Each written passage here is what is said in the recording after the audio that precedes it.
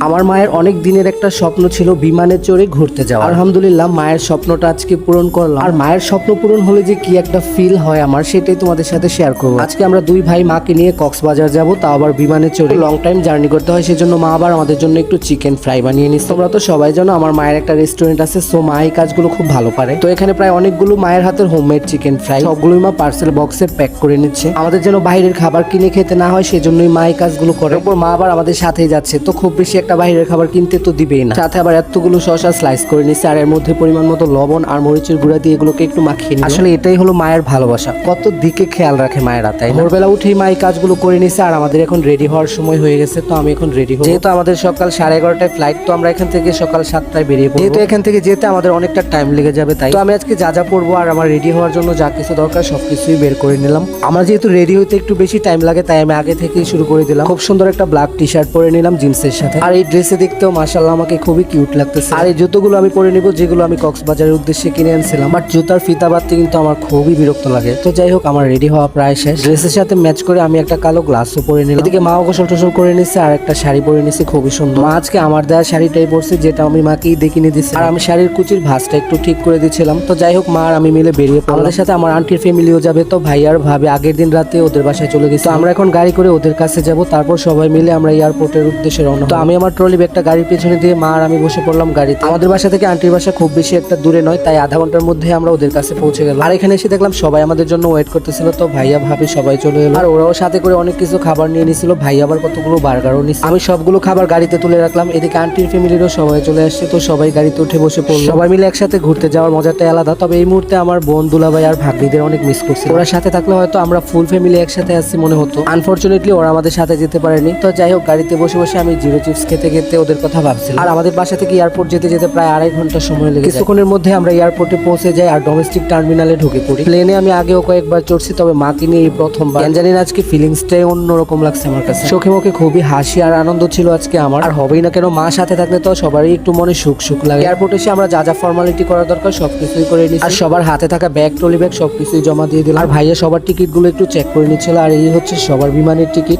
এবার আমরা ভেতরে প্রবেশ করব, তার আগে আমার জুতোগুলো খুলে জমা দিয়ে দিতে হচ্ছে। শুধু তাই নয়, হাতে থাকা ঘড়ি, ফোন, ব্লুটুথ সবকিছুই দিয়ে দিতে হলো। প্রায় সব কাজ শেষ, এখন আমাদের হাতে প্রায় 40 মিনিট সময় আছে। এর মধ্যে আমরা একটু ফ্রেশ হয়ে খাওয়া দাওয়া করবো। তো আমরা ওয়াশরুমে চলে তারপর হাত মুখ টুক ধুয়ে একটু ফ্রেশ হয়ে নিলাম। এখন আমরা সবাই বসে একটু খাওয়া দাওয়া করবো। আর মা যে খাবারগুলো আনছে আর ভাইয়াও যে খাবারগুলো আনছিল সবকিছুই বের করে নেওয়া হলো। ভাইয়া সবার জন্য চিকেন বার্গার আনছিল, তো একটা একটা করে বার্গারের পার্সেল আমি সবার হাতে দিয়ে দিলাম। সবাই যার যার হাতে গ্লাভস পরে নিলাম। আমরা যেখানে বসে খাওয়া দাওয়া করছিলাম এর পাশেই খুবই সুন্দর একটা ভিউ ছিল। তো মা, আমি, ভাইয়া, ভাবি সবাই মিলে একসাথে বসে খুব মজা করে বার্গার খাচ্ছি। আন্টির পরিবার থেকে আন্টি, আঙ্কেল, তার ছেলের বউ এবং খুব কিউট একটা নাতনিও ছিল। বাট আমার আন্টি চিকেন জাতীয় কিছুই খায় না, তাই আন্টি বসে বসে সফট কেক খাচ্ছে। আমরা সবাই চিকেন বার্গার খাওয়া শেষ করে চিকেন ফ্রাইটা নিয়ে খাওয়া শুরু করে দিলাম। আর মায়ের হাতে চিকেন ফ্রাইড টেস্টের তো কোনো তুলনাই। আমরা চাইলে আমি নেক্সট রেসিপিও শেয়ার করতে পারি। তো যাই হোক, এবার মশলা মাখানো শশাটুকুও খেয়ে নিলাম। তো সবাই মিলে খুব মজা করে খাওয়া দাওয়া শেষ করলাম। এদিকে আমাদের যাওয়ার সময় হয়ে আমাদের ফ্লাইটের আর মাত্র 25 মিনিট বাকি। তো এর মধ্যে আমরা বাসে উঠে বসে পড়লাম বিমানে যাওয়ার জন্য। আমরা এখানে সংখ্যায় 10 জন ছিলাম, তো 10 জন আমরা বাসে উঠে বসে পড়লাম। আর আমি যেহেতু ভীষণ এক্সাইটেড, তাই একটু পরপর সেলফি ভিডিও করছিলাম।